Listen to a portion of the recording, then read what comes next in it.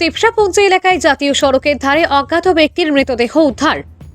কাছাড় জেলার উধারবন্দ বিধানসভার অন্তর্গত হাতিছড়া গাঁও পঞ্চায়েতের তেপসাপুঞ্জি 6 নম্বর ওয়ার্ড এলাকায় আজ সকালে জাতীয় সড়কের পাশে এক অজ্ঞাত পরিচয় ব্যক্তির মৃতদেহ দেখতে পান স্থানীয়রা। মৃতদেহটি দেখতে পেয়ে স্থানীয় বাসিন্দারা প্রথমে তেপসাপুঞ্জি গাঁও রক্ষী বাহিনীর সম্পাদককে খবর দেন। পরে সম্পাদক বিষয়টি হাতিছড়া গাঁও পঞ্চায়েতের 6 নম্বর ওয়ার্ড সদস্য এবং শিলচর মালুকগ্রাম থানায় অবহিত করেন। খবর পেয়ে মালুকগ্রাম থানার পুলিশ ঘটনাস্থলে পৌঁছে তদন্ত শুরু করে। তবে মৃত ব্যক্তির পরিচয় এখনো জানা যায়নি। স্থানীয়দের সহযোগিতায় পুলিশ মৃতদেহটি উদ্ধার করে শিলচর মেডিকেল কলেজ হাসপাতালে ময়নাতদন্তের জন্য পাঠায়। বর্তমানে ঘটনার বিষয়ে পুলিশ প্রাথমিক তদন্ত চালিয়ে যাচ্ছে।